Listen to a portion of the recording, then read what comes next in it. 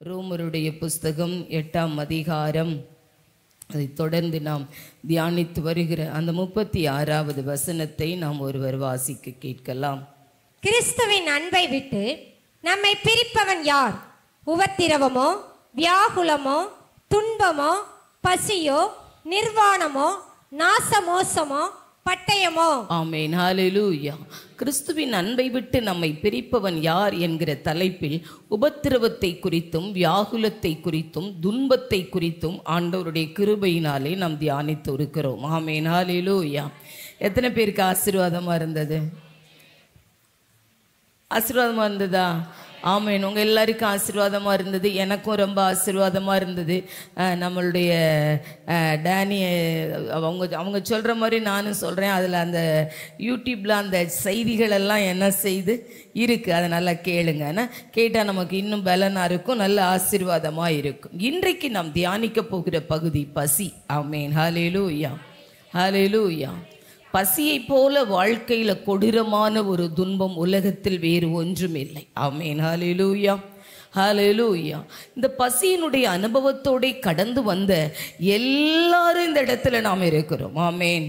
நாங்கள் பசியவே பார்த்ததில்லை அப்படின்னு சொல்லுகிற ஒரு நபரை கூட நாம் இந்த இடத்துல என்ன செய்ய முடியாது, தேடி கண்டுபிடிக்க முடியாது. இந்த பசியோடு கடந்து வந்த நம்மையும் நம்முடைய ஆண்டவர் திருப்தியாக்கி அவருடைய அன்பை விட்டு பசி நம்மை பிரிப்பது இல்லை என்கிற ஒரு நிச்சயத்திற்குள்ளே ஆண்டவர் நம்மை கொண்டு வந்திருக்கிறார் என்று பரிசுத்த ஆவியானவருடைய துணையோடு நான் விசுவாசிக்கிறேன். ஆமென், ஹல்லேலூயா, ஹல்லேலூயா.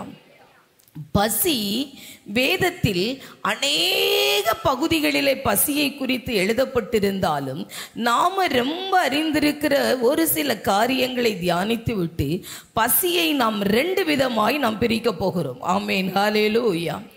உலகத்துக்குரிய பசி, உன்னதத்திற்குரிய பசி. ஆமென், ஹல்லேலூயா. பசினா என்னன்னு தெரியுதுல? வயிறு என்ன செய்யுது? பசிக்குது. அப்படி ஆமா, உனக்கு மட்டும்தான் வயிறு பசிக்கும் அப்படின்னு வீட்டில் எத்தனை முறை நம்மளை சொல்லியிருக்காங்க சின்ன பிள்ளையா இருக்கும்போது. ஆமென், ஹல்லேலூயா. பசினா என்னது? வயிற்றுல ஒண்ணுமே இல்லை, ஏதோ ஒன்றை நம்முடைய வயிறு என்ன செய்கிறது? கேட்கிறது. அதுதான் பசி. இந்த உலகமும் இந்த உலகத்தில் வாழுகிற நாமும் 2 வகையான பசிக்கு நேராய் நாம் கடந்து போகிறோம்.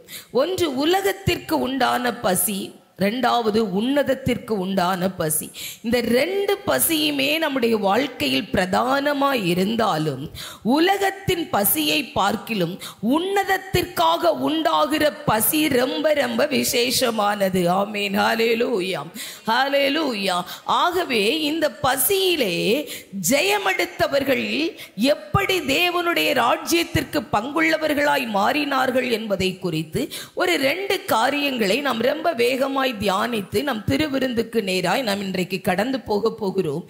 நம்ம எல்லாருக்கும் தெரியும், ஆதியாகமத்தினுடைய புஸ்தகம் 25ஆம் அதிகாரம், அதுல 29 33 வரை நீங்கள் ஒருவர் வாசிப்பீர்களே ஆனால், ஒரு நாள் ஏசா வெளியிலிருந்து களைத்து வந்தபோது யாக்கோபு கூழ் சமைத்து கொண்டிருந்தார். அப்பொழுது ஏசா யாக்கோபை நோக்கி, அந்த சிவப்பான கூழிலே நான் சாப்பிட கொஞ்சம் தா, இளைத்திருக்கிறேன் என்றான். அதனாலே அவனுக்கு ஏதோம் என்கிற பெயர் என்ன செய்யிற்று? உண்டாயிற்று. இது ஏசா யாக்கோபினுடைய சம்பவம். கர்த்தருடைய வேதம் சொல்லுகிறது, ஏசா பலசாலியும் நல்ல பலசாலியும் வன சஞ்சரியுமானவராயிருந்தார். ஆமென், ஹல்லேலூயா. நல்லா கவனிங்க. ஏசாவினுடைய தோற்றம் போல் இருக்காது யாக்கோபின் தோற்றம், யாக்கோபின் தோற்றத்தை போல் இருக்காது ஏசாவின் தோற்றம். ஆமென், ஹல்லேலூயா. ஏசா எப்படி இருப்பார் என்றால், ஒரு வனத்தில் இருக்கிற, ஏன் இன்னும் எப்படி சொல்லணும் அப்படின்னு கேட்டா, காட்டுவாசி மாதிரி அவருடைய உருவமும் அவருடைய சரீர கட்டமைப்பும் அப்படி ஒரு, அது என்ன சொல்லுவாங்க, இந்த நம்ம பாடி பில்டர், சரிதானே அந்த வேர்டு? அவங்கள மாதிரி என்ன செய்வாரா ஏசா இருப்பாரா? யாக்கோபு எப்படி இருப்பார் என்றால், ஒரு அம்மாவுடைய முந்தானையவே ஒரு குழந்தை பிடிச்சுக்கிட்டே வளருதுன்னு வச்சுக்கோங்களேன். அது எப்படி இருக்கும்? ஏறக்குறைய சுவாபமெல்லாம் எப்படிதான் இருக்கும்? பொம்பளை பிள்ளை மாதிரி இருக்கும், பயந்துக்கிட்டு வீட்டுக்குள்ளேயே இருந்துக்கிட்டு. அப்படிதான் ஏசா இருந்தாரா. ஆனா யாக்கோபு இருந்தாராம். ஆனால் பாருங்கள், முந்தின வசனங்கள் சொல்லுகிறது, அவன் கூழ் சமைத்து கொண்டு இருக்கிறார். அப்ப அவர் சொல்றாரு, நான் ரொம்ப இழைச்சு போயிருக்கிறேன், எனக்கு ரொம்ப பசியா இருக்குது, அதனால நீ இப்ப எனக்கு நீ காய்ச்சல் அந்த கூழை எனக்கு கொஞ்சம் என்ன செய். அப்போ அவர் உடனே கேட்கிறாரு, யாக்கோபு கேட்கிறார், அப்போ உன் சேஷ்டபுத்திர பாகத்தை எனக்கு எழுதி கொடுத்துறியா? சகோதர சிநேகம் இங்கே என்ன செய்யுது? ஒன்றோடு ஒன்று சந்தித்து ஒன்றை ஒன்று முத்தமிடுகிறது. உடனே இவர், அடப்போடா, பசியில நானே சாக போறேன், சேஷ்டபுத்திரமாவது கர்த்தருடைய ஆசீர்வாதமாவது, என் அப்பா ஆசீர்வாதம் வேண்டாம், என் அப்பன் கும்பிடுற கடவுளோட ஆசீர்வாதம் வேண்டாம், எனக்கு இப்ப பசிக்குது, எனக்கு சோறு, எனக்கு என்ன செய்யணும் வேணும். இதாண்டா சமயம். எத்துவாளி பார்த்தார், இந்த கேப்ல பயன்படுத்தி கொண்டார். அப்ப எனக்கு வித்து போடு, அப்ப எனக்கு எழுதித்தா, நம்ம அப்பன் சொத்துலாம் எனக்கு யாக்கோபுக்கு நான் எழுதி கொடுக்கிறேன் என்று எழுதித்தா என்று சொல்லி எழுதி வாங்கிவிட்டு தன்னுடைய பசியை அவர் ஆற்றிவிட்டார். இப்படி கர்த்தருடைய வேதம் சொல்லுகிறது, ஏசா இப்படியாய் தன்னுடைய சேஷ்டபுத்திர பாகத்தை அலட்சியம் பண்ணினான். ஆமென், ஹல்லேலூயா. இந்த உலகத்தின் பசி பல நேரம் கர்த்தருடைய ஆசீர்வாதங்களை நம்முடைய வாழ்க்கையிலே அலட்சியம் பண்ணுகிற ஒரு பாதைக்கு நேராய் நடத்தி கொண்டு போகிறது. ஆமென், ஹல்லேலூயா. நம்ம வாழ்க்கையில பசி இருக்கணும், ஆனா தேவனை துக்கப்படுத்துகிற ஒரு பசி நம்முடைய வாழ்க்கையில என்ன செய்யக்கூடாது? உண்டாக கூடாது. ஆமென், ஆமென். நம்மளுக்கு நல்ல சம்பாதிக்கணும்னு ஒரு பசி இருக்கணும், உழைக்க வேண்டும் என்கிற நியதியை தேவனே நமக்கு வைத்திருக்கிறார். ஏதேன் தோட்டத்தை விட்டு தேவன் விரட்டிய பொழுது கர்த்தருடைய வேதம் சொல்லுகிறது, ஆண்டவர் சொல்லுகிறார், நீ போய் நிலத்தை பண்படுத்தி வேர்வை சிந்தி நீ என்ன செய்யணும்? உழைக்கணும். அதான் ஆண்டவர் வைத்த நியதி.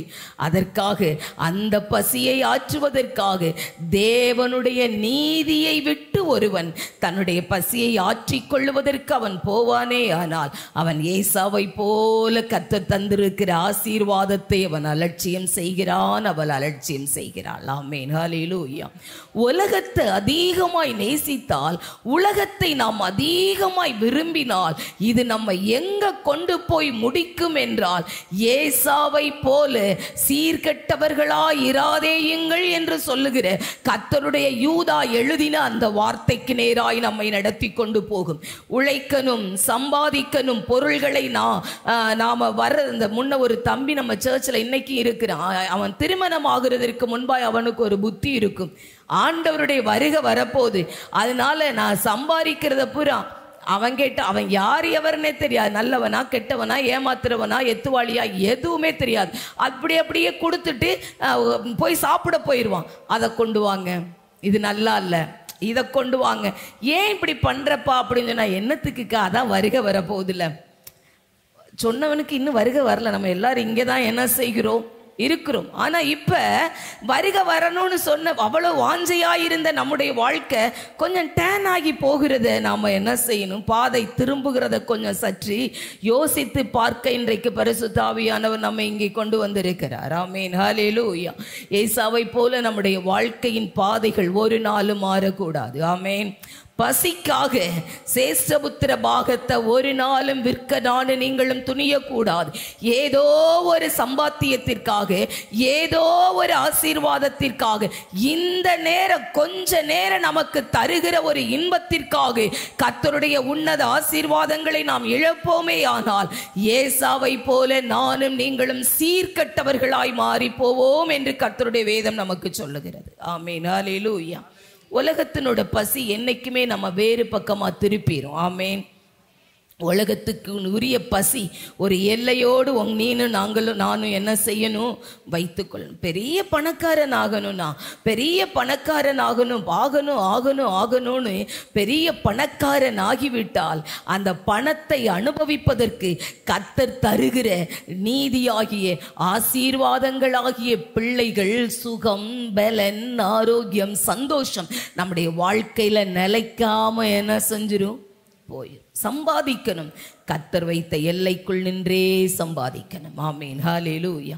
ஏசா இந்த பகுதியிலே இந்த உலக பசிக்காக விலையேற பெற்ற சேஷ்டபுத்திர பாகத்தை அவர் விற்று போட்டார். பசி கர்த்தருடைய அன்பை விட்டு ஏசாவை பிரித்து போட்டது. ஆமேன், ஹல்லேலூயா. நீங்கள் இன்றும் ஒரு பகுதியை நீங்கள் வாசிப்பீர்களே ஆனால், பஞ்சம் உண்டானால் தேசத்தில் அதிக பசி என்ன செய்யும்? வரும். நீங்கள் நம்ம அடிக்கடி ஜெபம் பண்ணுவோம், பார்த்துருக்கீங்களா? பட்டினி சாவு அப்படின்னு சொல்லி நம்ம என்ன செய்வோம்? தேசத்தில் பட்டினி சாவு ரொம்ப பெருகிருச்சு அப்படின்னு சொல்லி நம்ம அடிக்கடி ஜெபிக்கிறோம். அது ஏன் இந்த பட்டினி சாவு வந்தது என்றால், பசியினால தான் அந்த பட்டினி சாவு என்ன செய்தது? வந்தது.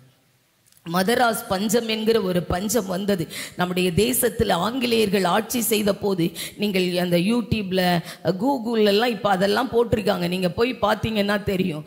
மதராஸ் பஞ்சம் போல கொடூரமான பஞ்சம் நம்முடைய இந்திய தேசம் சந்தித்தது இல்லை என்று சொல்லுகிற அளவுக்கு பஞ்சம் இருக்கிறது. அவங்க எப்படி தெரியுமா அந்த பஞ்சத்தில் இருந்திருக்கிறார்கள்? வெறும் எலும்பு மட்டும்தாங்க அங்கே இருந்திருக்கு. இங்கிலாந்துல இங்க இருக்கிற இரக்கமுள்ள நிறைய அதிகாரிகள், அவங்க தானே நம்மளை ஆண்டாங்க. அப்ப அவங்க கவர்னரா இருந்திருக்கிறாங்க. சில பேர் நல்ல மந்திரிகளாய் அப்படிப்பட்டவங்களா இருந்திருக்காங்க. அவங்க லெட்டர் எழுதியிருக்காங்க அங்க இங்கிலாந்து தேசத்துக்கு. அன்னைக்கு லெட்டர்ஸ் தானே. லெட்டர் எழுதும்போது அங்க வந்து அங்க இருந்து பதில் சொல்லுவாங்களாம், அந்த அங்க இருக்கிற ஜனங்களோட போட்டோவை நீங்க எங்களுக்கு எடுத்து அனுப்புங்க, அப்பதான் நாங்க அதை என்ன செய்ய முடியும், சரி செய்ய முடியும்னு சொல்லி இங்கிலாந்து தேசத்துல இருந்து போட்டோகிராஃபர்லாம் வந்தாங்களாம். ஒரு நாள் அந்த போட்டோ எடுக்கிற அந்த மனுஷன் வந்து போட்டோ எடுக்க இருட்டாயிருச்சான். அப்போ அன்னைக்கு இந்த மாதிரியான வசதிகள் இல்லை போட்டோ எடுக்கிறதுக்கு. அப்போ ஒரு குடிசையினுடைய வீட்டில் இதெல்லாம் சரித்திரத்தில் சம்பவமா இருக்குது. நானா சொல்லலை, இது அப்படியே இருக்கு. அந்த மனிதன் வந்து போட்டோ எடுக்கும்போது இருட்டாயிருச்சு, போட்டோ எடுக்க முடியல. அரை கொற ஜீவனோடு எலும்பும் தோளுமாய் அந்த மதராஸ் பந்தத்தில் ஜனங்கள் பாதிக்கப்பட்டிருந்த போது இருட்டா அவன் வந்து அந்த ஓலை குடிசையினுடைய சாணி பூசி மொழுகுன்னு அந்த சுவர்ல ஒவ்வொருத்தவங்களா சாட்சி வச்சுட்டு போட்டோ எடுக்க போனா இருட்டாயிருச்சு. நாளைக்கு வந்து போட்டோ எடுக்கிறேன்னு சொல்லிட்டு போயிட்டான். போட்டோ எடுக்க மறுநாள் வந்தான். ஜனங்கள் எல்லாம் அப்படியே சாய்ந்தவர்களாய் மரித்து கிடந்தார்கள். நாய்கள் அவர்களுடைய எலும்புகளை இழுத்து போனது. பசி என்கிற கொடூரம் இருக்கு பாருங்களேன், அது ரொம்ப ரொம்ப கொடூரமானது. நீங்கள் வேதத்திலே எரேமியா என்கிற தீர்க்கனை குறித்து அவர் எழுதின புலம்பல் புஸ்தகத்தை நீங்கள் வாசித்து பாருங்கள். அங்கு 2ஆம் அதிகாரம், இதாங்க மதராஸ் பஞ்சம், இதான் தேங்க்யூமா. புலம்பலுடைய புஸ்தகம் 2ஆம் அதிகாரம் 19 நீங்கள் 20 வரை வாசிப்பீர்களே ஆனால், எரேமியா புலம்பல் 2ஆம் அதிகாரம் 19, 20 இப்படி சொல்லுகிறது: பசியினால் மூச்சிரத்து போகிற உன் குழந்தைகளுக்காக உன் கையை அவரிடத்தில் என்ன செய், ஏறடு. எழுந்திரு, ராத்திரியிலே முதற்சாமத்தில் கூப்பிடு, ஆண்டவரின் சமூகத்தில் உன் இருதயத்தை தண்ணீரை போல ஊற்றிவிடு. எல்லா தெருக்களின் முனைகளிலும் பசியினால் மூச்சிரைத்து போகிற உன் குழந்தைகளின் பிராணனுக்காக உன் கைகளை அவரிடத்திற்கு ஏறடு. ஆமென், ஹல்லேலூயா. பசி எங்கே கொண்டு போய் முடிக்கும் என்றால், உலகத்தின் பசி எங்கே கொண்டு போய் நம்முடைய சந்ததியை முடிக்குது என்றால், மூச்சிரைத்து போக பிராணன் குழந்தை விட்டு வெளியேறி போகிற அளவுக்கு பசி கொடூரமானது. ஆமென். பசி அவ்வளவு கொடூரமானது. ஒரு தகப்பன் தாய்க்கு முன்பாய் நீ ஒரு நாள் 2 நாள் அல்லது ஒரு வேளை உணவுக்காக இல்லாமல் குழந்தை அழுமே ஆனால் தாயும் தகப்பனும் பரிதவிக்கிற எத்தனை பரிதாப அனுபவங்களை நாம் பார்த்திருக்கிறோம். ஆனால் வேதத்தில் பசி எப்படி ஒரு மனிதனை, எப்படி ஒரு மனுஷியை இரக்கமற்றவளாய் மாற்றிவிடுகிறது என்பதை நாம் வேதத்திலிருந்து ஒரு காரியத்தை நாம் தியானிக்க போகிறோம். எடுத்துக்கொள்ளுங்கள், 2 ராஜாக்களுடைய புஸ்தகம் 6ஆம் அதிகாரம், அதுல 26 29 வரை நாம் வாசிக்க கேட்கலாம். இஸ்ரவேலின் ராஜா அலங்கத்தின் மேல் நடந்து போகையில் ஒரு ஸ்திரீ அவனை பார்த்து கூப்பிட்டு, ராஜாவாகிய என் ஆண்டவனே ரட்சியும் என்றாள். நான் ஒரு சுருக்கமா இந்த சம்பவத்தை சொல்றேன். யோராம் என்கிற ராஜா இருக்கிறான். அவனுடைய காலத்தில் கொடூர பஞ்சம் உண்டாயிற்று. அப்பொழுது எலிசா என்கிற தீர்க்கதரிசி அங்கே இருக்கிறார். இஸ்ரவேலின் ராஜா சுற்றிலும் எதிரிகளுடைய படைகள் சூழ்ந்ததினால் வெளியே போகவும் முடியல, உள்ள வரவும் முடியல. பறவைகளுக்கு போடுகிற, புறாக்களுக்கு போடுகிற அந்த உணவு எத்தனையோ வெள்ளி காசுக்கு விற்கப்படுகிறது. இப்படிப்பட்ட ஒரு பஞ்சம் இருக்கும்போது 2 ராஜா அலங்கத்தில் நடந்து போறாரு. 2 பெண்கள் கூப்பிடுகிறாங்க, ஹலோ ராஜா, எங்களுக்கு நீங்க என்ன செய்யுங்க, எங்களை ரட்சிங்க அப்படின்னு சொல்லுது அந்த அம்மா. அப்ப ராஜா சொல்லுகிறார், கத்தர் ஒன்ன ரட்சிக்காம இருந்து, கத்தர் உன் வயிற்று பசியை ஆத்தாம இருந்து, நான் எதுல இருந்து எடுத்து உன் பசியை ஆத்துவேன்னு நினைக்கிறேன்?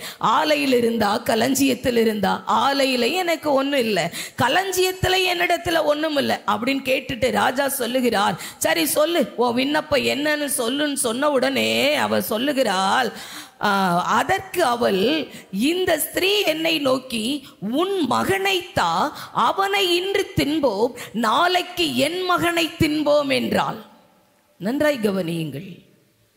அப்போஸ்தலனாகிய பவுல் எழுதுகிறார், பசி கர்த்தருடைய அன்பை விட்டு என்னை பிரிப்பது இல்லை என்கிறார். ஆனால் வேதத்தில் இரக்கத்திற்கே வடிவமான பெண் பிள்ளைகள் தன் கற்பத்தின் கனியவே சமைத்து சாப்பிட்டிருப்பார்களே. ஆனால் பசி எத்தனை கொடூரமானது!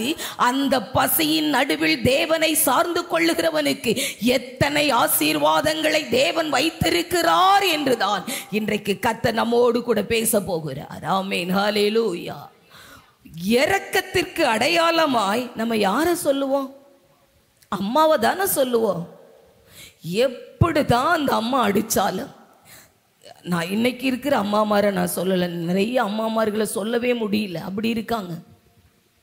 ஆனா மெய்யாகவே தாயாயிருக்கிற நல்ல அம்மாவா இருக்கிற ஒவ்வொருத்தவங்களும் நம்ம ரத்தத்தை கூட எடுத்து பிள்ளையை கொடுத்துட்டு நம்ம செத்து போயிடுவோம். ஆமேன். நான் உங்களுக்கு ஒரு உதாரணம் சொல்லட்டும். ஒரு முறை ஒரு ஃப்ளைட்டில் விமானம் பறந்து கொண்டு இருந்தது. திடீர்னு அந்த ஃப்ளைட் வந்து ரிப்பேர் ஆகி உடஞ்சி விழுந்துருச்சு. விழுந்தா உடனே அந்த விழுந்த இடத்திற்கு அதை தேடுகிறவர்கள் எல்லாம் கடந்து போனாங்க. அந்த ஃப்ளைட்டில் நிறைய பேர் பயணம் செஞ்சாங்க. ஒரு பச்சிளம் குழந்தையோடு ஒரு தாயும் பயணம் செய்தாள். அது நொறுங்கி சின்ன பின்னமாகி ஆங்காங்கே அந்த தீப்பிடித்த பகுதிகளை தவிர மற்ற பகுதிகளில் இருந்த ஜனங்கள் சிதறி விழுந்து இறந்து போனார்கள். இது பல வருடங்களுக்கு முன்பாக பேப்பர்ல வந்த செய்தி. ஒரு தாயும் அந்த பச்சிளம் குழந்தையும் ஒரு மலையினுடைய அடிவாரத்தில் தூக்கி வீசப்பட்டார்கள். அவளுக்கு உயிர் போகிற நேரம், குழந்தைக்கு ஒன்றும் அடிபடலை. ஆனா எல்லாரும் இறந்துட்டாங்கன்னு நினைச்சு எல்லாரும் தேடி போறாங்க. அந்த மலையினுடைய அடிவாரத்தில் ஒரு குழந்தையினுடைய அழுகுரல் கேட்கிறது. அந்த குழந்தை மட்டும் அழுகுது. அதோடு தேடி போகிற அந்த எல்லா படை வீரர்களும் தேடி போனா அதற்கு பக்கத்துல தாய் மரித்து கிடக்கிறாள். குழந்தை உயிரோட கத்திட்டு கிடக்கு. எப்படி இந்த குழந்தை மாத்திரம் கத்திட்டு உயிரோட இருக்குன்னு பார்த்தா, மரிக்கிறதுக்கு முன்பாய் அந்த பலவீனத்திலையும் அந்த தாய் அங்க பக்கத்துல இருந்த ஒரு கல்லை எடுத்து தன் கைக்குள்ள விட்டு தனக்கு வருகிற அந்த இரத்தம் வருகிற நரம்பு அப்படியே எடுத்து தன் குழந்தையினுடைய வாய்க்குள்ள வைத்தபடியே அவள் மரித்து போயிருந்தாள். தாயினுடைய அன்பு அவ்வளவு விசேஷமானது. தான் செத்து போனாலும் பரவாயில்லை, தான் வாழாவிட்டாலும் பரவாயில்லை, தான் அழிந்து போனாலும் பரவாயில்லை, தன் பிள்ளை பிழைத்துக் கொள்ளணும், கண் முன்னாடி நான் சாகிறதுக்கு முன்னாடி என் பிள்ளை சத்திரக்கூடாது அப்படின்னு அவ்வளவு இரக்கத்தோடு செய்கிற தாய் கூட பசியினுடைய அகோரம் வந்துவிட்டால் பெத்த குழந்தை, அங்கே கர்த்தருடைய வேதம் சொல்லுகிறது, அவள் என்னை நோக்கி, வா மகனத்தா, நீ பெத்திருக்கல அந்த பிள்ளைய முதத்தான் நம்ம சமைச்சு சாப்பிட்டுருவோம், நாளைக்கு என் பிள்ளைய சமைச்சு சாப்பிட்டுருவோம். பசி எப்படிப்பட்டது தெரியுமா? இறக்கம்னா என்னன்னே தெரியாத அளவுக்கு மனிதர்களை மிருகமாய் மாற்றுகிறது தான் பசி. ஆமென். இன்றைக்கு பாருங்கள், தேசத்திலே பச்சிளம் குழந்தைகள் கற்பழிக்கப்படுகிறார்களே, என்ன பசி அது? அது ஒரு காம பசி இல்லையா?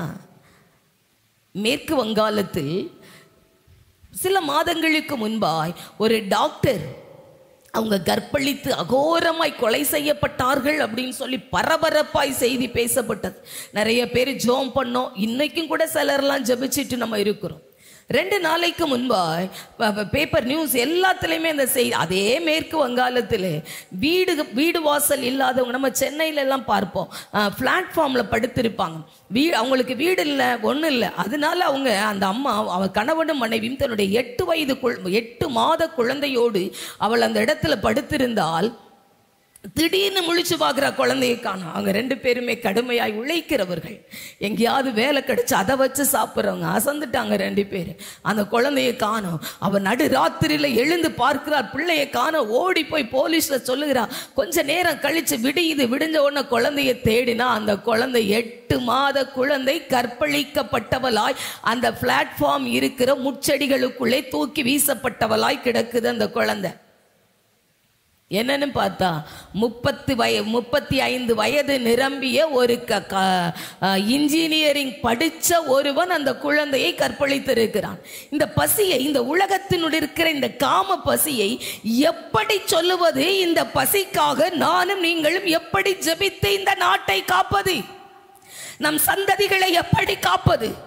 இன்றைக்கு தேசத்தில் பசியினுடைய அகோரங்கள் வித்தியாசமாயிருக்கிறது. எல்லாமே பிசாசினால் உண்டாகிற பசியாய், நரகத்தை நெருங்கி சேருகிற பசியாய், நரகத்தின் அக்கினிக்கு நம்மை கொண்டு போகிற பசியாய் இருக்கிற இந்த நேரத்திலும் கர்த்தர் நமக்கென்று ஒரு பசியை வைத்திருக்கிறார். அந்த பசி ஒன்றுதான் கர்த்தருடைய சபையே, கிறிஸ்துவின் அன்பை விட்டு உங்களையும் என்னையும் பிரிக்க மாட்டாது என்று பவுல் எழுதுகிறார். ஆமென். ஹல்லேலூயா, ஹல்லேலூயா. நம்முடைய வாழ்க்கையில நிறைய பசி இருக்கு. நல்ல சந்தோஷமா இருக்கணும், நல்லது தானே. வாழ்ந்த நேற்று கூட இந்த கல்யாணத்துக்கு போயிருந்த பொண்ணு, அவ ப்ளூ கலர் சுடிதார் போட்டா ப்ளூ கலர்ல தான் கம்மல் போடுவாளாம். அப்படி அவள் சொல்லிட்டு இருந்தா. அப்போ நான் என்னை நினச்சேன், நான் அவள்கிட்ட கூட சாட்சியாக சொன்னேன். எங்கள் அம்மா கூட சொல்லுவாங்க, ஜெயா உனக்கெல்லாம் கல்யாணம் பண்ணும்போது உன் காதை தச்சு தாண்டி கம்மல்லாம் போட முடியும். ஏன்னா நான் நகை போடும்போது எப்படி போடுவேன்னு, நான் படித்த இடம் அப்படி, ஒரே ஒரு கம்பி மட்டும்தான் என்னோட காதுக்குள்ளே இருக்கும். அதுக்கப்புறம் கீழே பார்த்தா இத்த பெரிய இந்த அப்போ பேட் அப்படின்னு சொல்கிற பேட்மிண்டன் மாடலில் தான் கம்மல் இருக்கும். எங்களோட படித்த செட்டு அத்தனைக்கும் காது ஈஞ்சு தான் இருக்கும். ஆனால் எங்களோட படித்த நிறைய பேர், நாங்கள் ரட்சிக்கப்பட்டோம், நாங்கள் எல்லாருமே கம்மல் இல்லாமல் தான் இருக்கிறோம், இன்க்ளூடிங் மேக்டலின் தொடங்கி. ஏன்னா அந்த ஆசை எங்களை என்ன அவள்கிட்ட சொன்னேன், அப்படிலாம் ஆசையோடு இருந்த ஒரு பசி என்னை ஒரு நல்ல ஊழியக்காரியா மாத்துச்சு. ஜெயா, நீ இவ்வளவு பெரிய தியாகம் பண்ணியிருக்க பத்தியா, நீனும் ரொம்ப ஆசீர்வாதமா இருப்ப. ஏன் தெரியுமா சபையே, நம்ம வாழ்க்கையில கர்த்தருக்காக கொள்ளுகிற பசி இருக்கு பார்த்தீங்களா, அது இந்த பாதைக்கு நம்மை கொண்டு போகாது. இந்த துக்கத்தின் பாதைக்கு அது நம்மை கொண்டு போவாது.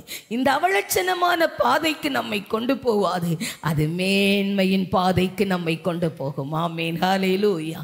அப்படி உன்னதத்திற்காக பசியோடு இருந்த ஒரு 2 நபரை உங்களுக்கு முன்பாய் காண்பித்து நான் ஜெபித்து முடிக்க விரும்புகிறேன். ஆமென். ஹல்லேலூயா, ஹல்லேலூயா. நீங்கள் எடுத்துக்கொள்ளலாம் லூக்காவினுடைய புஸ்தகம் 16வது அதிகாரம், அதில் 21 22 வரை ஒருவர் வாசிக்க கேட்கலாம். லூக்கா 16 21 22. அவனுடைய மேஜையிலிருந்து விழும் துணிக்கைகளாலே தன் பசியை ஆற்ற ஆசையாயிருந்தான். நாய்கள் வந்து அவன் பருக்களை நக்கிற்று. பின்பு அந்த தரித்திரன் மரித்து தேவதூதரால் ஆபிரகாமுடைய மடியிலே கொண்டு போய் விடப்பட்டான். ஐஸ்வர்யவானும் மரித்து அடக்கம் பண்ணப்பட்டான். ஆமேன். போதும். ஆமேன். ஹல்லேலூயா. இன்னைக்கு ஒரு பசியை குறித்து நாம் தியானிக்க போகிறோம். ஆமேன். இந்த பசி நாம் பார்த்த எல்லா பசியும், ஏசா தொடங்கி ஸ்திரீகளுக்கு வரைக்கும் உண்டாகிற எல்லாமே உலகத்தின் பசிதான். அது இச்சையின் பசிதான், அது பாவத்தின் பசிதான். அது என்னென்ன அந்த பாவத்துக்கு இருக்குதோ அது எல்லா பசி, அது எல்லாமே நம்மை நித்திய ஆக்கினைக்கு நேராய் நம்மை கொண்டு போய் சேர்க்கும். இப்போ நாம் பார்க்கிற உன்னதத்திற்கு உண்டாகிற பசி நம்மை உன்னதத்திற்கே கொண்டு போய் சேர்க்க போகிறது. ஆமென். ஹல்லேலூயா. நம்ம இந்த வசனம் நம்ம எல்லாருக்கும் தெரியும். முந்தின பகுதி இப்படி சொல்லும். 20வது வசனம், ஒரு பெரிய பணக்காரன் இருந்தான். தரித்திரன் இருந்தான், அவனுடைய பருக்கள் நிறைந்தவனாயிருந்தான். அவன் ஒரு ஐஸ்வர்யவான் இருந்தான். அது முந்தின வருஷம் அவன் ரொம்ப சம்பிரமமாய் என்ன செய்வான், நல்லா சாப்பிடுவான், நல்லா உடுத்துவான். அவன் வீட்டு வாசல்ல லாசருன்னு சொல்லுகிற ஒரு தரித்திரன் இருந்தான். அந்த தரித்திரன் அவனுடைய மேஜையிலிருந்து விழுகிற துணிக்க சின்ன சின்ன இந்த சிந்தும்ல பருக்க, நம்ம இதில் சொல்லணும்னா நம்ம சோறு சாப்பிடும்போது பருக்க என்ன செஞ்சிடும், கீழே விழுந்துடும். அந்த பருக்கையை கூட தின்னுட்டு என்ன செய்யலாம், வாழணும்னு அவன் எப்படி இருந்தானா, விழும் துணிக்கைகளாலே தன் பசியை ஆற்ற ஆசையாயிருந்தான். ஆமேன், ஹல்லேலூயா. நல்லா கவனிங்க, நம்முடைய வாழ்க்கை பல நேரங்களில் ஏன் ஆவிக்குரிய விதமாய் இந்த பவுல் சொல்லுகிற இந்த பசி என்னை தேவனுடைய அன்பை விட்டு பிரிக்காது என்கிற பசி எதை சொல்லுகிறது என்றால், இந்த லாசருவை குறித்து ஆண்டவர் இங்கே பேசுகிறார். ஆமென், ஹல்லேலூயா. இவருக்கு ஒரு பசி, என்ன பசினா, விழுகிற துணிக்கைகளாலே தன் பசியை ஆற்ற ஆசையாயிருந்தான். கிடக்கிறது எங்க இருக்கிறாரு சொல்லுங்க? வாசல்ல கிடக்காரு. யாரு வீட்டு வாசல்ல கிடக்காரு? ஐஸ்வர்யவானுடைய வீட்டு வாசல்ல என்ன செய்யறாரு? கிடக்கிறார். இவர், நான் நினைக்கிறேன், ஆண்டவர் இந்த ஓமையை சொல்லும் போது கர்த்தருடைய வேதத்தில் நம்ம வாசிச்சிங்க இப்படி வரும்போது பார்த்தீங்கன்னா தெரியும், பணக்காரன் நரகத்திலிருந்து சொல்லுகிறான், நீங்கள் செத்து போன லாசர் அனுப்புனா எனக்கு 5 அண்ணன் தம்பி இருக்காங்க ஐயா, அவங்கெல்லாம் இந்த நரகத்துக்கு வரக்கூடாது அப்படின்னு சொல்கிறப்ப ஏசப்பா சொல்கிறாங்க, அவங்களுக்கு சொல்ல மோசேயும் தீர்க்கதரிசியும் என்ன செய்கிறார்கள்? இருக்கிறாங்க. அப்ப நான் நினைக்கிறேன், மோசே வாழ்ந்த காலத்தில் இந்த சம்பவம் என்ன செய்திருக்கணும், நடந்திருக்கணும் போல. அதை தான் ஏசப்பா சொல்றாங்க அப்படின்னு நான் என்னுடைய ஆவியில இதை வாசிக்கும் போது இப்படி நினைத்தேன். அப்ப பாருங்களேன், அப்ப இந்த ஐஸ்வர்யவானுடைய வாசல்ல இவர் இருக்கிறார். இவர் என்ன நினைச்சிருக்கணும்? நம்ம இப்ப சாதாரணமா சொல்லுவோம், நீங்க ஏசப்பாவை ரொம்ப அறிஞ்ச பிள்ளைங்க. நம்ம பக்கத்து வீட்டுக்காரவங்க ஒரு விக்கிரக ஆராதனைக்காரங்க, இயேசுவை அறியல, சரியான திமிர் பிடிச்சவங்க, இருதயத்துல இரக்கமே இல்லாதவங்க, இரக்கம்னு சொல்லுகிற அந்த ஈரம் கூட லேசா இல்லாதவங்க, அவங்க நல்லா வாழ்றாங்க. நீங்க பசியா இருக்கிறீங்க, நினைச்சது எதுவுமே உங்க வாழ்க்கையில நடக்க மாட்டேங்குது. ஜெபிக்கிறீங்க, ஜெபம் கேட்கப்படவே மாட்டேங்குது. நீங்க தினமும் எப்படி ஆகிலும் எனக்கு ஒரு பசி இருக்கு, அந்த பசியை எப்படியாவது நான் ஆற்றிக்கொள்ளணும், அந்த பசியை ஆற்ற எனக்கு மனிதர்களுடைய உதவியினால முடியாது, தேவன் ஒருத்தர் தான் எனக்கு உதவி செய்யணும். அதனால என் ஆண்டவரே, நான் உங்களையே ராவும் பகலும் கையெடுத்து இருக்கிறேன், என் பசியை ஆற்றுங்க ஆண்டவரே, பரலோகத்தின் எஜமானே நீங்க என் பசியை ஆற்றுங்க ஆண்டவரே. நீங்க தினமும் என்ன செய்யறீங்க? ஆண்டவரை நோக்கி கூப்பிடுறீங்க. ஆனா உங்க பசியை ஆற்றுகிறதற்கு ஒரு துணிக்கை கூட என்ன செய்யல, பல நேரம் விழுகிறதில்லை. நம்முடைய வாழ்க்கையில நாம கடந்து போகிற அப்போஸ்தலனாகிய பவுல் சொன்ன பசி எப்படிப்பட்ட பசி தெரியுமா? என்னதான் நானும் நீங்களும் ஆண்டவருக்கென்று வைராகியமாய் வாழ்ந்தாலும் பல நேரம் நம்முடைய பசிக்கு பதில் வருவது இல்லை. ஆமேன், ஆமேன், வருவது இல்லை. எத்தனை பேர் ஆமேன் சொல்றீங்க? நாம் நினைக்கலாம், என் நாமத்தினால் எதை கேட்டாலும் அதை தருவேன் என்றீரே, உங்க நாமத்தினால தானப்பா கேட்கிறேன், ஏன் எனக்கு தர மாட்டேங்கிறீங்க? பல நேரங்களில் தேவன் நடத்துகிற பாதை எப்படி தெரியுமா? கிறிஸ்துவின் அன்பை விட்டு பிரிக்காமல் இருப்பதற்கு தேவன் தன் கையிலே எடுத்திருக்கிற ஒரு சிலுவை என்னவென்றால், உங்களுக்கும் எனக்கும் கொடுத்த சிலுவை எதுவென்றால் பசி. ஆமென். நாம் கேட்ட இருதயத்தின் ஏக்கங்கள் நிறைவேறாத ஒரு பசி. நான் என்ன கேட்கிறேன் ஆண்டவரே, இந்த கடன் தொல்லையில இருந்து நிவர்த்தி ஆகணும் தானே கேட்கிறேன். என் தொழிலை நீர் ஆசீர்வதிக்க கூடாதா? என் பிள்ளைய சுகமாக்க கூடாதா? என் பிள்ளைகளை வாழ்ந்திருக்க கூடாதா? இந்த நிந்தை நீங்க கூடாதா? இந்த விருத்தாப்பிய வயதில் நான் உட்கார்ந்து சாப்பிட கூடாதா? இவ்வளவு பலவீனத்தோடு என்னுடைய கணவன் காலமெல்லாம் சம்பாதிக்கணுமா? எனக்கு ஒரு பசி இருக்குதப்பா, இந்த பசி எனக்கு ஆறாதா அப்படி நீங்க கேட்பீங்கன்னா, இந்த பாதையை கடக்கிறதற்கு தேவன் உங்க கரங்கள்ல கொடுத்திருக்கிற பசி எது என்றால் அது சிலுவை. சிலுவை என்கிற பசி. ஆமேன். இதைத்தான் லாசருக்கு ஆண்டவர் கொடுத்திருந்தார். ஆண்டவருக்கு தெரியும் லாசரினால இந்த பசியை ஒரு நாள் ஆற்றிக்கொள்ள என்ன செய்ய முடியாது. எத்தப்பெரிய எஜமானுடைய வீட்டு வாசற்படியில் லாசரு படுத்திருந்தாலும் லாசரை போஷிக்கிறதற்கு கர்த்தரால் மட்டும்தான் முடியுமே ஒழிய யாராலும் முடியாது. நான் உங்களுக்கு ஒன்று தயவாய் சொல்லட்டும். நீங்கள் நம்பி இருக்கிறவர்கள் ஒருவேளை நல்ல அதிகார பலமுள்ளவர்களாயிருக்கலாம், பணம் வைத்திருக்கிறவர்களாயிருக்கலாம், நல்ல காசுள்ள அப்பா, காசுள்ள அம்மா, இன்னும் நிறைய இருக்கலாம். இவங்கனால எனக்கு இந்த உதவி செய்ய முடியும் என்று இருக்கலாம். நீங்க அந்த வாசல்லையே படுத்திருந்தாலும் பிள்ளையே, அவங்களிடத்திலிருந்து உங்களுக்கு உதவி வராது. ஆமென். ஹல்லேலூயா. இந்த மனிதனை இந்த பசி கிறிஸ்துவின் அன்பை விட்டு பிரிக்கல அப்படின்னு நான் ரொம்ப கர்த்தருக்குள்ள தைரியமா சொல்றேன். ஆமென். ஆமென். பிரிக்கவே இல்லை. ஏன் தெரியுமா? நம்மளெல்லாம் ஆண்டவர் இப்படி ஒரு தம் வீட்டு வாசல்ல கொண்டு போட்டு கிடக்க வச்சிருந்தா கிடந்திருப்போமா? சொல்லுங்க சொல்லுங்க. என்ன அசியராஜு, கிடந்திருப்போமா?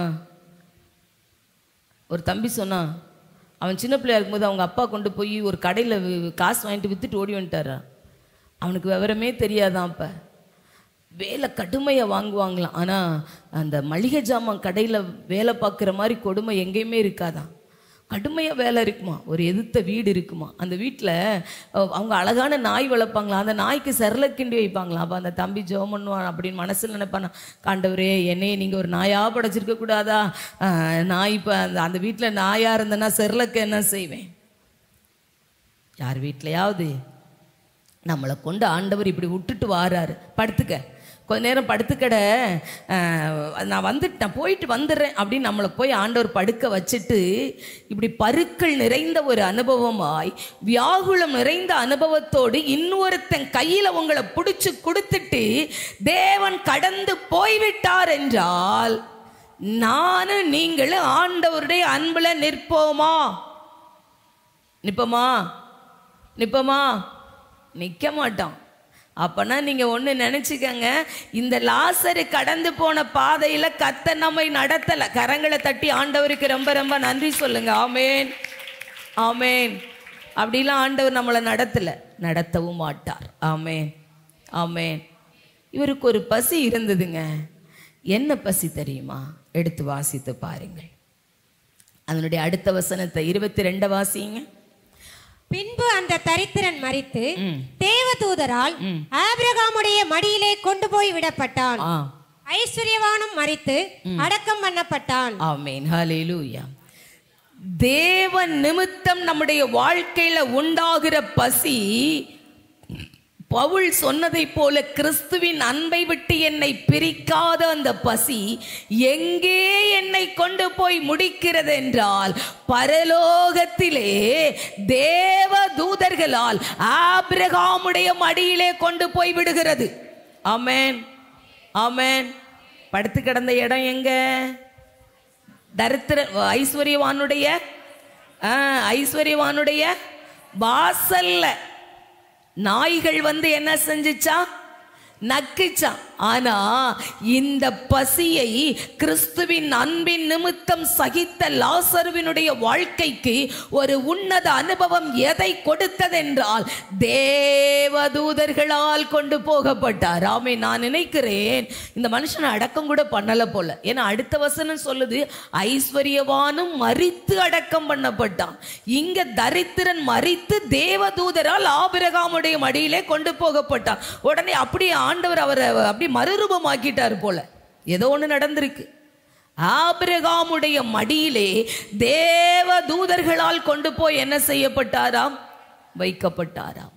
பசி தேவனுக்காக நம்முடைய வாழ்க்கையில் வருகிற உபத்திரவங்கள், துன்பங்கள், வியாகுலங்கள் இதன் முழுவதற்கும் அச்சாணியும் வேறுமாயிருக்கிற இந்த பசி நம்மை எங்கே கொண்டு போய் சேர்க்கிறது என்றால், நாய் நக்க வேண்டிய நம்முடைய சரீரத்தை மறுரூபப்படுத்தி தேவ தூதர்களுடைய கரங்களாலே ஆபிரகாமுடைய மடி, அன்னைக்கு அது ஆபிரகாமுடைய மடி, நானும் நீங்களும் பசி நிமித்தம் அது உங்க வாழ்க்கையில எப்பேற்பட்ட பசியாயிருந்தாலும் அது என்ன ஆண்டவரே, இந்த நான் கொஞ்சம் சந்தோஷமா இருக்கணும்னு நினைக்கிறேன்பா, கொஞ்சம் என் வாழ்க்கையில நிம்மதியா இருக்கணும்னு எனக்கு ஒரு பசி இருக்குப்பா, கொஞ்சம் இந்த உலகத்தை போல, இந்த உலகத்துல இருக்கிற 4 ஜனத்தை போல சிரிச்சு சந்தோஷமா இருக்குன்னு நினைக்கிறேன். அது என் வாழ்க்கையில இல்லப்பா.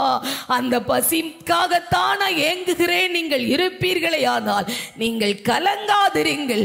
உங்கள் பசி நியாயமான பசியா இருப்பதினால் அந்த பசியை ஆற்றுகிற தேவன் சொல்லுகிறார், இப்பாதைக்கு பின்பாக தேவனாலே நீங்கள் தேற்றப்படுவீர்கள். கர்த்தருடைய வேதம் சொல்லுகிறது, என் ஜனத்தை ஆற்றுங்கள், என் ஜனத்தை தேற்றுங்கள், பட்சமாய் பேசுங்கள், அவர்கள் போர் முடிந்ததென்றும் பாவங்கள் நிவர்த்தியானதும் என்றும் அதற்கு சொல்லுங்கள். ஆமென், ஹல்லேலூயா.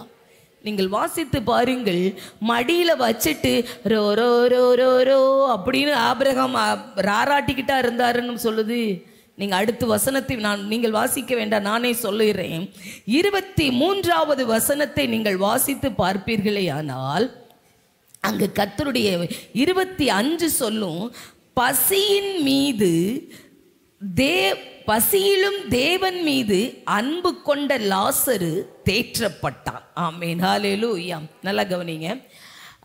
அதற்கு ஆபிரகாம், மகனே, நீ பூமியிலே உயிரோடு இருக்கும் காலத்தில் உன் நன்மைகளை அனுபவித்தாய், லாசருவும் அப்படியே தீமைகளை அனுபவித்தான், அதை நினைத்துக்கொள், இப்பொழுது அவன் தேற்றப்படுகிறான். ஆமென், ஆமென். வேதம் சொல்லுது, ஏசாயா 40:1 சொல்லுது, என் ஜனத்தை ஆற்றுகிற ஒரு காலம் இருக்கிறது, என் ஜனத்தை தேற்றுகிற ஒரு காலம் இருக்கிறது. ஆமென். நம் ஆண்டவர் நம்மை தேற்றுகிற ஆண்டவர். ஆமென், ஹல்லேலூயா. பசியில இளைத்து போயிட்டீங்களா? துக்கம் என்கிற அந்த பசி உங்களை மெலிந்து போக பண்ணிருச்சா? உங்களை தேற்றுகிற ஆண்டவர் இந்த வருடத்தில் வந்திருக்கிறார். ஆமென், ஹல்லேலூயா. நம்முடைய போர்கள் எல்லாம் முடிந்து போகிற ஒரு காலத்திற்குள்ளே ஆண்டவர் நம்மை கொண்டு வந்திருக்கிறார். கர்த்தருடைய வேதம் சொல்லுது, அங்கே அந்த மனிதன் தேற்றப்பட்டான், சம்பிரமமாய் வாழ்ந்தவன் சொல்லுகிறான். 23 சொல்லுகிறது, இந்த இடத்துல நான் வேதனைப்படுகிறேன். 24 சொல்லுது, நான் வேதனைப்படுகிறேன். 25 சொல்லுது, நீ வேதனைப்படுகிறாய். 27 சொல்லுது, இந்த வேதனை உள்ள இடத்திற்கு என் சகோதரர்கள் வராதபடிக்கு அவனுக்கு சாட்சியா அவனை போய் அறிவிக்க சொல்லும் ஆண்டவரே. உங்களுக்கு ஒன்று சொல்லட்டுமா? இப்போ நீங்கள் ரொம்ப பசியாக இருக்கிறீங்க, ஏதோ ஒரு பசி. ஊழியம் செய்கிறோம், எனக்கு பசி. ஊழியத்தின் நிமித்தம் உண்டாகிற நெருக்கத்தினால் உண்டாகிற பசி, குடும்பத்தில் உண்டாகிற ஏதோ ஒரு வித பசி நம்முடைய வாழ்க்கையில் இருக்கு. நீங்கள் நினைக்கக்கூடாது, இப்படியே நான் செத்து போயிடுவேனோ, இப்படியே என் காலம் முடிஞ்சிருமோ, இதான் என் காலத்தினுடைய கடைசி காலங்களுடைய அடையாளமா? எனக்கு இல்லை. கர்த்தருடைய வேதம் சொல்லுகிறது, எந்த பசியினால் நீ துக்கப்படுகிறாயோ அதே பசி உள்ள அநேகருக்கு நீ ஆசீர்வாதமாய் மாறுவாய் என்கிறதை இந்த சத்தியம் நமக்கு போதிக்கிறது. ஆமென், ஹல்லேலூயா, ஹல்லேலூயா. நம்முடைய வாழ்க்கை ரொம்ப ஆச்சரியமானது. ஒரு முறை இப்போ பாருங்களேன், தொடர்ந்து இந்த போட்டெல்லாம் பிடிச்சிட்டே போகிறாங்க. ஒரு தங்கச்சியுடைய போட்டை வந்து ஜனவரி மாதம் நம்ம சர்ச்சில் இருந்து ஒரு தங்கச்சியுடைய போட்டை பிடிச்சிட்டாங்க. அதோட அந்த தங்கச்சி ரொம்ப இது பண்ணி நிறைய நாட்கள் அந்த தங்கச்சி வெளியவே போகலை. நல்லா கவனிங்க, வெளியவே போகலை, வீட்டுக்குள்ளேயே தான் இருக்கும். 6 மாதங்கள், 7 மாதங்கள், 8 மாதங்கள் அப்படியே இருந்தது.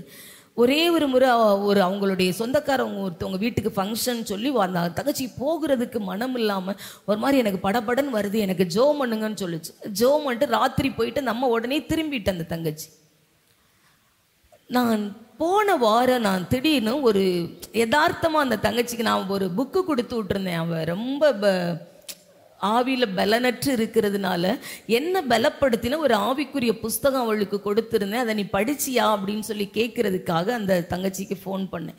அப்போ அந்த தங்கச்சி செடின்னு சொன்னால், நான் வெளியே வந்திருக்கிறேன், ஒரு சாயங்கால பொழுது அது மழை நேரமாக இருந்தது, வெளியே வந்திருக்கிறேன் அப்படின்னு சொன்னோன்னே சரி நான் ஃபோனை வச்சுட்டேன். வந்து அந்த தங்கச்சி எனக்கு ஃபோன் பண்ணா, நான் இப்படி வெளியில் போயிருந்தேன், என்னோட படித்த ஒரு ஃப்ரெண்டு இப்போ தான் அவள் வந்து ஒரு 7 லட்சம் ரூபாய் கடன் வாங்கி ஒரு போட் எடுத்து அந்த போட்டை மொத்தமாக ஒரு 20 லட்சம் ரூபாய்க்கு வேலை பார்த்து நாள் தான் கடலுக்கு போச்சு. கடலுக்கு போன இடத்துல நேவிக்காரர் பிடிச்சிட்டாங்க. அவ வீட்டுக்காரர் தான், அதுக்கு ஓனரும் அவர் தான், டிரைவரும் அவர் தான். எனக்கு இதை என் கூட படித்தவ, ஆனால் ரொம்ப நல்ல பொண்ணு. அவளுக்கு அம்மா கிடையாது, அப்பா கிடையாது. அந்த தம்பிக்கும் அப்பா கிடையாது, அம்மா ரொம்ப வயசானவங்க. அவள் என்ன செய்வான்னு நான் நினச்சேன். அதனால நான் கடந்து போன பாதையில் நான் தவிச்ச தவிப்பு அவளுக்கு இருக்குமேன்னு சொல்லிட்டு பொழுது அடையாமலும் அவளை போய் நான் பார்க்க போய் ஆறுதல் சொல்லிட்டு வந்தேன் அப்படின்னு அந்த தங்கச்சி சொன்னான். அப்போ தான் நான் நினச்சேன், அன்னைக்கு ஓன் துக்கம் ஒன்றை வெளியே போக விடலை, ஆனால் ஓன் துக்கம்தான் இன்னைக்கு அநேகரை ஆற்றுகிறதற்கு அது ஆசீர்வாதமாய் மாறினது. நீங்கள் நினைக்கிறீங்களா இந்த இயேசுவை சேவிக்கிறதுனால பசிதான் என் வாழ்க்கையினுடைய முடிவுன்னு நினைக்கிறீங்களா? இதுதான் என் வாழ்க்கையினுடைய லாஸ்ட் பாயிண்ட், எண்டர் பாயிண்டே இதுதான், இதுக்கப்புறம் எனக்கு லைஃப் இல்லைன்னு நினைக்கிறீங்களா? இல்லை சபையே, ஒரு நாள் தேற்றுவாரற்று இருந்த நம்மை கொண்டு அநேகரை தேற்றுவதற்காகத்தான் பசி என்கிற சிலுவை எடுத்துக்கொண்டு கிறிஸ்துவை பின்பற்ற கர்த்தர் இன்றைக்கு அந்த பாதையிலே அநேகரை நம்மை நடத்துகிறார். அதை நீங்கள் நல்லா புரிஞ்சுக்கிறோம். நாம நினைக்கிறோம் என் ஜெபம் கேட்கவே இல்லை, ஆண்டவர் என் ஜெபத்தை கேட்கலையே, எனக்கு இந்த அங்கலாய்ப்பு இருந்தது. ஏசப்பா எப்படி ஜெபம் பண்ணாலும் ஒன்று நீங்கள் என்னோட பேசணும், அல்லது ஏதாவது நீங்கள் எனக்கு வார்த்தையை தரணும். எதுவுமே தராமல் நான் எவ்வளவு ஜெபம் பண்ணி என்ன பிரயோஜனம் அப்படின்னு ஆண்டவர்கிட்ட இன்றைக்கல்ல பல காலங்கள் இப்படி பாதைகள் நான் அழுதிருக்கிறேன். நான் உங்களுக்கு அடிக்கடி சொல்லுவேன் பார்த்தீங்களா, நீங்கள் எல்லாரும் மோட்ச பயண புஸ்தகத்தை என்ன செய்யுங்க, வாசிங்க அப்படின்னு சொல்லுவேன் இல்லை. ஏன் தெரியுமா? அந்த புஸ்தகம் என்னோட ஆவிக்குரிய லைஃப் மாதிரியே இருக்கும், ப்ராமிஸா. அதை நான் எப்பெல்லாம் நான் பைபிள் வாசிக்கிற மாதிரியே இந்த புஸ்தகத்தை, இப்போ இந்த பைபிளை வருஷத்தில் எப்படியாவது 2 முறை 3 முறை வாசிப்போம். அந்த புஸ்தகத்தை எப்படியாவது நான் 1 முறை வாசிச்சிருவேன் வருஷத்துக்கு. நான் அந்த பகுதியில் கடந்த நாளில் நான் என்னுடைய மனதில் அதே பாதையில் நான் கடக்கும்போது நான் இந்த புஸ்தகத்தை நான் வாசிக்கிறேன். அங்கே அந்த பகுதியில் இப்படி எழுதப்பட்டு இருக்கிறது, கிறிஸ்டியானும் நன்னம்பிக்கையும் தூக்க பூமியில தூங்கினதுனால தேவன் அடிச்சிட்டாரு, அந்த சுருளை தொலைச்சிட்டோம், அதனால நம்ம 2 பேரும் நம்முடைய ரட்சிப்பை குறித்து பேசிக்கொண்டே போகலாம் அப்படின்னு சொல்லி 2 பேரும் பேசிட்டே போறாங்க. அப்ப கிறிஸ்தியான் கேட்கிறார் நன்னம்பிக்கையிடம், நன்னம்பிக்கை நீ எப்படி உன்னோட ஆவிக்குரிய வாழ்க்கையை பத்தி கொஞ்சம் சொல்ல அப்படின்னு சொன்னோன்னா அவர் கொஞ்சம் கொஞ்சமா சொல்லிட்டு வரும்போது சொல்லுகிறார், நான் எத்தனை முறை ஜெபம் பண்ணியிருக்கேன் தெரியுமா, ஏசப்பா ஜபத்தை கேட்பார் அப்படின்னு என்னுடைய துணையாளர் எனக்கு சொல்லி கொடுத்திருக்கிறார். துணையாளர்னா ஆவியானவர். துணையாளர் எனக்கு சொல்லி கொடுத்திருக்கிறாரு. பல நேரம் என் ஜபம் கேட்கப்பட்டதே இல்லை அப்படின்னு அவர் சொல்றாரு. அப்போ அவர் கிறிஸ்டியான் கேட்கிறார், நீங்க இந்த சம்பவத்தை வாசிக்கணும் அப்படின்னா 171வது பக்கத்துல இருந்து அந்த பக்கம் அதில் அந்த பேஜ் நம்பர்ல இந்த சம்பவம் இருக்கு.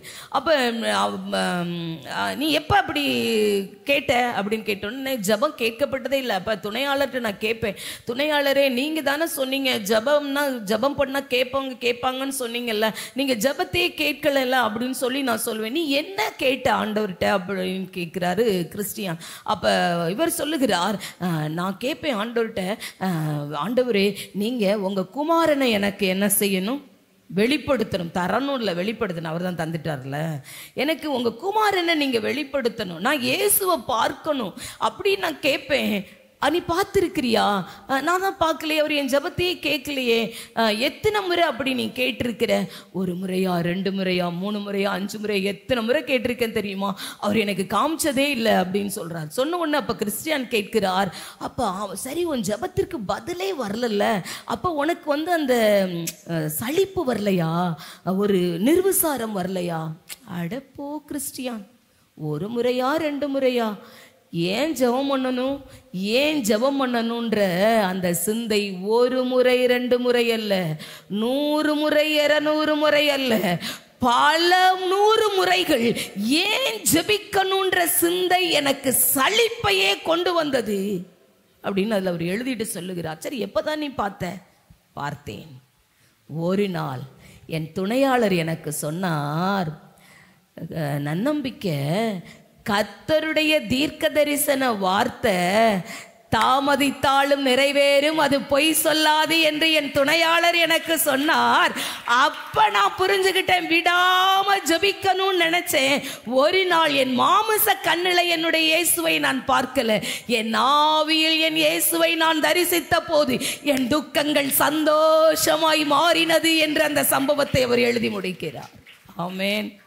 நினைக்கிறீங்களா நம்ம வாழ்க்கையில், நம்ம கடந்து போகிற பகுதியில், நம்முடைய ஊழியத்தின் பாதையில், நம்முடைய குடும்ப வாழ்க்கையில் இப்படியே பசிதாங்க, வேற ஒன்றுமே பார்க்கலங்க. கண்ணீர் தான் என்னுடைய அப்பம், கண்ணீர் தான் என் தண்ணி, நான் குடிக்கிற தண்ணி, இதாங்க என் வாழ்க்கை. என்னத்தை நான் கண்டேன்? என் வீட்டுக்காரரை கட்டி என்னத்தை கண்டேன்? திருமணத்துக்கு செய்து என்னத்தை கண்டேன்? பிள்ளைகளை பற்றி நான் என்னத்தை கண்டேன்? நான் உழைத்து என்னத்தை கண்டேன்? என் பிள்ளைகளுக்கு கொடுத்து நான் என்னத்தை கண்டேன்? என் தாய் தகப்பனுக்கு உழைச்சு போட்டு நான் என்னத்தை கண்டேன்? பசி ஒண்ணுதாங்க என் வாழ்க்கையில். அப்படி நீங்க நினைப்பீங்கன்னா, கர்த்தர் சொல்லுகிறார், சம்பிரமமாய் சாப்பிட்டவனை கூட தேற்றுகிற அபிஷேகம் உங்களிலே பெருகும். எப்ப தெரியுமா? பசி கிறிஸ்துவின் அன்பை விட்டு உங்களையும் என்னையும் பிரிக்காதிருக்கும் போது.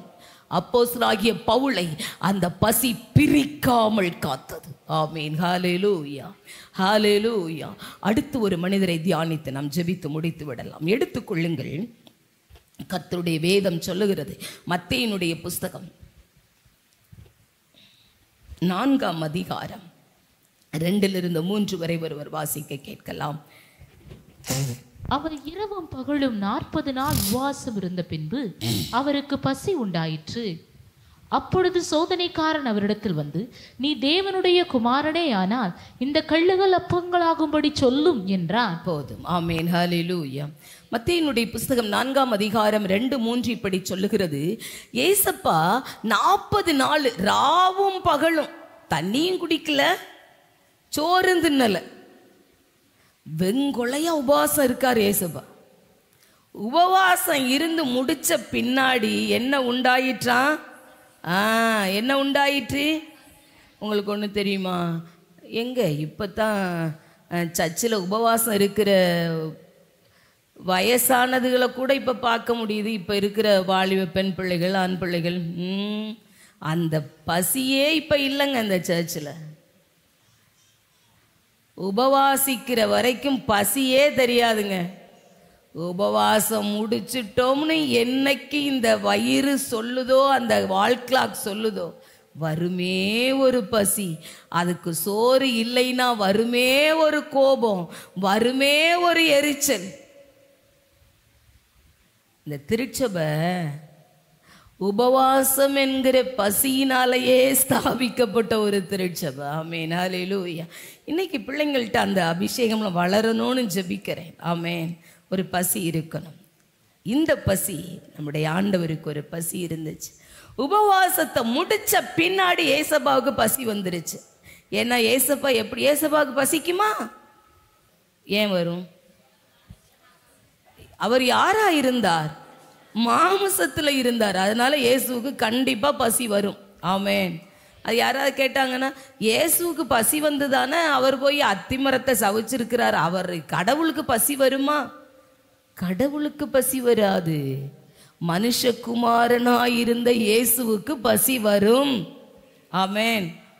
பசியே இல்லாவிட்டாலும் பரலோகத்துல நமக்கு போஷிக்கிறதற்கு ஒரு விருந்தையே ஆண்டவர் ஆயத்தம் பண்ணி வைத்திருப்பாரே. ஆனால் அப்ப மாமிசத்துல வந்த இயேசுக்கு பசி இருந்திருக்கும்ல. கொடூரமான பசி இயேசுப்பாவுக்கு வந்துட்டு. பசி வந்த உடனே யார் வரணும் சொல்லுங்க?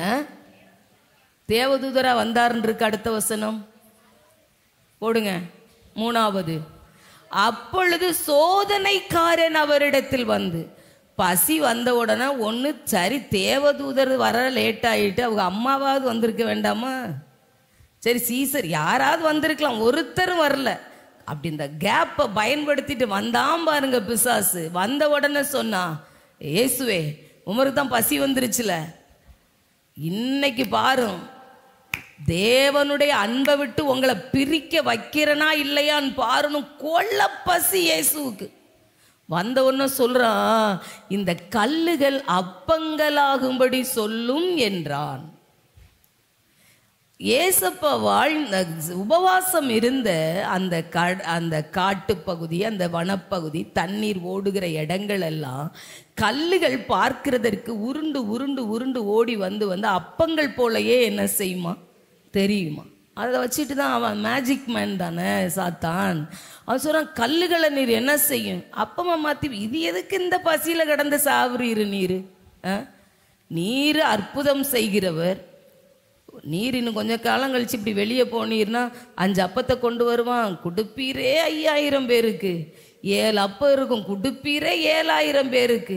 அதுக்கு முன்னாடி நீர் பொழைச்சுக்கிறோம் ஐயா, நீர் பொழைச்சுக்கிறோம். நீர் உயிரோட இருந்தா தானே அதுக்கப்புறம் நீர் போய் அற்புதம் செய்ய முடியும். அதனால நீங்க கல்ல அப்பமா மாத்தி என்ன செய்யும் சாப்பிடும். இங்க சாத்தான் வச்ச சரியான செக்கு ஆண்டவருக்கு. 1 பசி, 2வது சோதனைக்காரன். 2 பேருக்கும் நடுவுல ரெண்டுக்கு நடுவுல யார் நிக்கிறா? ஏசப்பா. நீ இப்ப எப்படி இருக்குன்னு கேட்டா 2 திருடனுக்கு நடுவுல இப்பவே ஏசப்பா தொங்கிக்கிட்டு நிக்கிறாரு. ஆனா இந்த பசியை கடந்து போகிறதற்கு தேவன் கையில் எடுத்த ஆயுதம் என்ன தெரியுமா? அதற்கு அடுத்த வசனம் வாசிக்கலாம். 4வது வசனம். அவர் பிரதியுத்தரமாக, மனுஷன் அப்பத்தினாலே மாத்திரமல்ல தேவனுடைய வாயிலிருந்து புறப்படுகிற ஒவ்வொரு வார்த்தையினாலும் பிழைப்பான் என்று எழுதியிருக்கிறதே. ஆமென். ஹல்லேலூயா, ஹல்லேலூயா. ஒரு தேவனுடைய பிள்ளைக்கு கிறிஸ்துவின் அன்பை விட்டு பிரிக்க பசி என்கிற ஆயுதம் வருமானால், அந்த ஆயுதத்திலும் மேலான ஒரு ஆயுதத்தை கர்த்தர் நமக்கு கொடுத்திருக்கிறார். தேவனுடைய வாயிலிருந்து புறப்படுகிற ஒவ்வொரு வார்த்தையும் பசி என்கிற அந்த பாதையில் இருந்து நம்மை நீங்களாக்கி காக்கும். ஆமென். ஹல்லேலூயா. பசி வந்த உடனே நம்முடைய ஆண்டவர் கல்ல அப்பமாய் மாற்றல. கர்த்தர் தன்னுடைய வாயில் இருக்கிற அவர் சொல்லுகிறார், மனுஷன் அப்பத்தினால மட்டும் இல்லைங்க, உலக ஆசீர்வாதத்தினால மட்டும் ஒருத்தன் வாழ்ந்து விட முடியாது. கிறிஸ்துவின் அன்புல ஒரு மனிதன் வாழுகிறதற்கு இந்த உலகத்தினுடைய அன்பு மட்டும் கிடையாது, உலக ஆசி மாத்திரம் கிடையாது. அதை விட மேலான ஒன்று இருக்கிறது. தேவன் அருளின வார்த்தை இருக்கிறது. அந்த வார்த்தையினால் பிழைப்பான் என்றார். இயேசு பிழைத்தார், சத்துரு செத்தான். ஆமென். ஹல்லேலூயா. நம்ம வாழ்க்கையும் அப்படிதான்.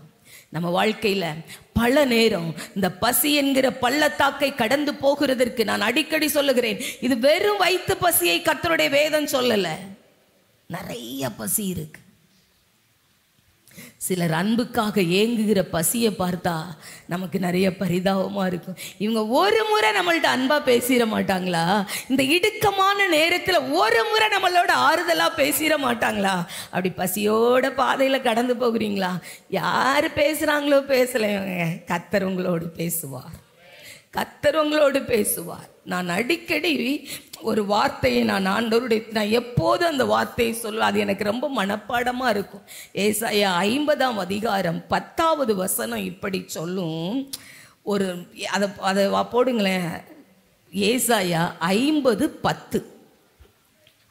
உங்களில் நானே வாசிக்கிறேன். உங்களில் எவன் கர்த்தருக்கு பயந்து அவருடைய தாசனின் சொல்லை கேட்டு தனக்கு வெளிச்சம் இல்லாததினால் இருட்டிலே நடக்கிறானோ அவன் கர்த்தருடைய நாமத்தை நம்பி தன் தேவனை சார்ந்து கொள்ள கடவன். ஆமென். இந்த வசனம் அர்த்தம் என்ன தெரியுமா? உங்களில் எவன் கர்த்தருக்கு பயந்து, நீங்கள் நினைக்கலாம் நம்ம நிறைய பேர் சொல்றோம்ல, இதுக்கு மேல என்னால உங்களுக்கு முன்னாடி நீதியா வாழ முடியாது ஆண்டவரே. நான் ஒன்று சொல்லட்டுமா? என்னதான் தேவ பிள்ளையே, நம்ம நீதின்னு சொல்றது எல்லாமே நம்ம ஆண்டவருடைய பார்வையில் அழுக்கும் கந்தையுமானது தான். அதனால் நீங்க ஒன்றும் ஒரி பண்ணிக்காதீங்க. உங்களில் எவன் கர்த்தருக்கு பயந்து, நீங்க கர்த்தருக்கு பயந்து இருக்கிறீங்க, உங்களுக்கு தேவன் கொடுத்த ஊழியக்காரனுடைய சொல்ல கேட்கிறீங்க, ஆனாலும் உங்களுக்கு வெளிச்சம் இல்லை, ஆனாலும் உங்களுக்கு பதில் இல்லை, ஆனாலும் உங்க வாழ்க்கையில நிம்மதி இல்லை, இருட்டுல தான் நடக்கிறீங்களா? எங்க கர்த்தருக்கு பயப்படுறீங்க, ஊழியக்காரரை கனம் பண்றீங்க, ஊழியக்காரனுடைய வாயிலிருந்து வருகிற வார்த்தை தேவனுடைய வார்த்தை, அதை அப்படியே நம்பி காத்திருக்கிறீங்க, ஆனாலும் வெளிச்சம் வரல, இருட்டு தான் வருது. அந்த சூழ்நிலை தாங்க பசி. அந்த சூழ்நிலை, அந்த பசி என்கிற சூழ்நிலையில இருக்கிற தேவ பிள்ளையே, நமக்கு ஆண்டவர் சொல்லுகிறார், நீ இப்ப என்ன செய்யணும்னு தெரியுமா? உன் ஊழியக்காரனையும் நொந்துக்க கூடாது. கர்த்தருக்கு பயந்து பயந்து நான் என்னத்தை கண்டேன்னு உன்னையும் நீ நொந்துக்க கூடாது. கர்த்தருடைய நாமத்தை நம்பி தேவனையே நீ சார்ந்து கொண்டால், கர்த்தருடைய வேதம் சொல்லுகிறது, நீதியின் மேல் பசிதாகம் உள்ளவர்கள் பாக்கியவான்கள், பரலோக ராஜ்யம் அவர்களுடையது. ஆமென். ஹல்லேலூயா, ஹல்லேலூயா. தேவன் எழுதுகிறார், மத்தேயுல மலை பிரசங்கத்தில் ஆண்டவர் எழுதும்போது எழுதுகிறார், நீதியின் மேல் பசிதாகம் உள்ளவர்கள் எப்படிப்பட்டவர்களாம்? 7 அது 6வது வசனம் நினைக்கிறேன். அவங்க என்ன செய்வாங்க? எடுத்து அது போடுங்க. மத்தேயு 5, அவர்கள் திருப்தி அடைவார்கள். நான் என்ன பண்ணுவேன்? எனக்கு வெளிச்சமும் இல்லை, நான் தேவனுக்கு பயந்தேன்னு நினைச்சேன், எனக்கு அதுவும் ஆசீர்வாதமா முடியல. இது ஒரு பாதை, இதை கடக்க தான் வேணும்.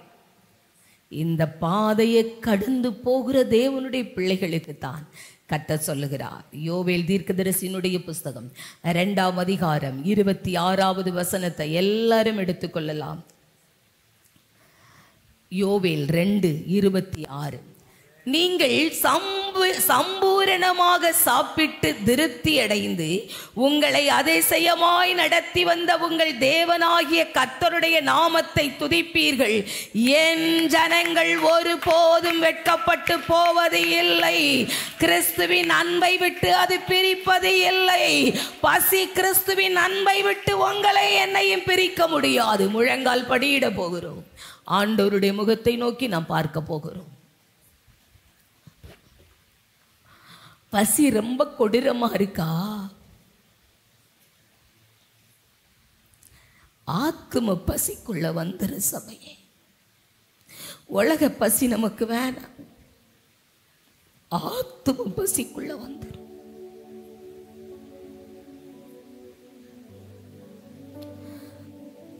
ஜெபம் என்கிறேன், அந்த நீதியின் மேல் பசி உனக்கு உண்டாகட்டும். பரிசுத்தத்தின் மேல் அந்த பசி உண்டாகட்டும். வாலிபர்கள் இருக்கிறீங்களா? வாலிப பெண் பிள்ளைகள் இருக்கிறீங்களா? எங்க தொலைச்சிங்க?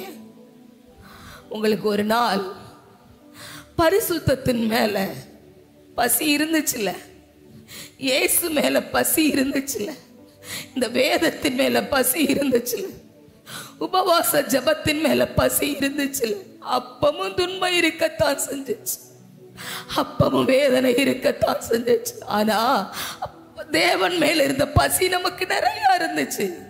இப்ப உலக பசி கூடி உன்னத பசி நமக்கு குறைஞ்சிருக்கிறனால இந்த பாரம் நம்மள ரொம்ப அதிகமாய் அழுத்துது.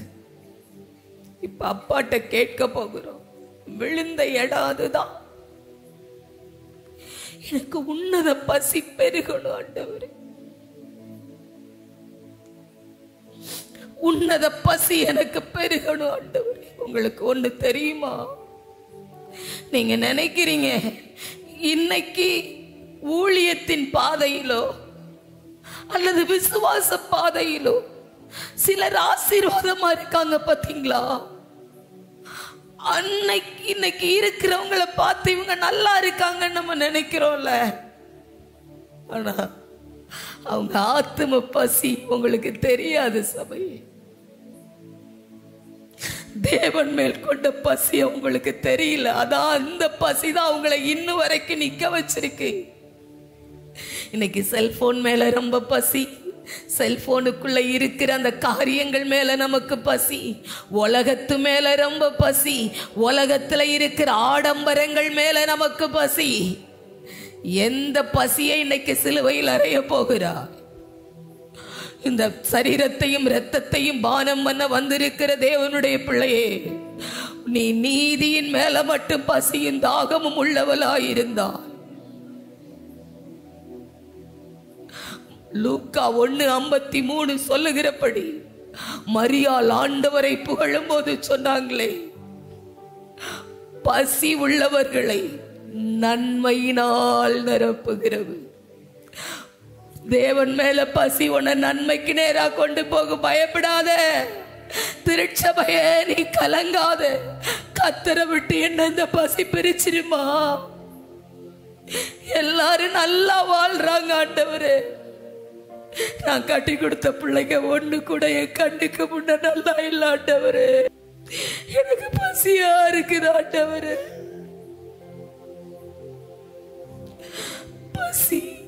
பசிக்குதா?